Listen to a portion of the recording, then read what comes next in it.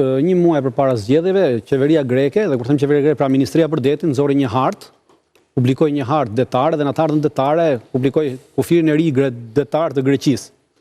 Dhe aty ajo është harta e vjetër në cilën ne humbasim 40 km2. Pra vjen lëviz kufiri i Republikës Shqipërisë dhe Republika e Shqipërisë, Ministria e Jashtme ka për obligim dhe detyrë që ta kundërshtojë këtë hartë dhe nuk ka pasur asnjë lloj reagimi nga qeveria shqiptare për në karshi kësaj harte të bërë publike ndërkombëtarisht. Ministria e Jashtme do të thotë që kjo është një provokacion.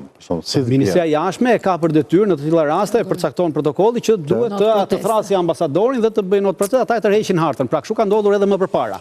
Janë bërë disa herë gjëra të tilla. Këtë radhë Ministria e Jashtme e Shqipërisë nuk funksionoi fare.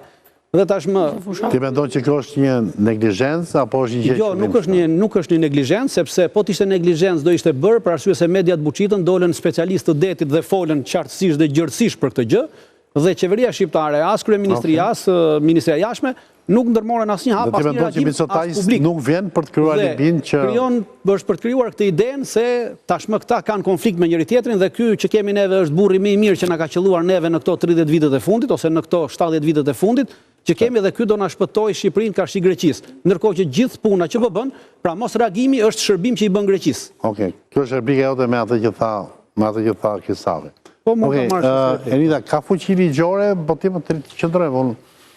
Ka fuqi ligjore që botohet një hartë në Ministrinë e Detit, kjo për shembull e shndron këtë hartë. Në qoftë se nuk kontestohet, bëhet një gjë?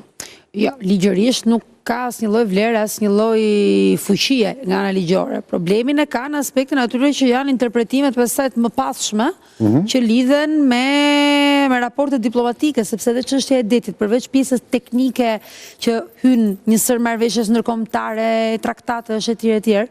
Problemin e ka në fund fare edhe diplomatik, sepse tu është gjithë situata në vetvete.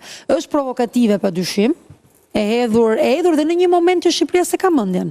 Do të kuptojmë që para një muaj Shqipëria asnjë institucion shqiptar nuk funksiononte. Unë në vëmendje institucioneve nga media. Po ishte aq shumë në fushat, aq shumë e impenjuar për të ardhmen politike të qeverisjes në këto momente. Kemi një ministria drejtohet në është një institucion, nuk është një individ. Dhe jam shumë dakord me ty, po të garantoj edhe për eksperiencë reale në terren me shumë institucione.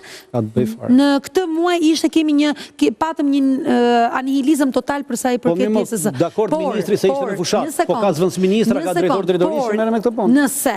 Nëse, po marrim se hipoteza është hipoteza neglizhencë për shkak fushate, kuptohet që kthehet në dëmin ton, sepse do të përdoret në një moment tjetër si një lloj arsyetim, por do të përdoret. Fuqi ligjore nuk ka. Fuqi ligjore nuk ka, por ka një element argumentues për ta nxjerrë në pah.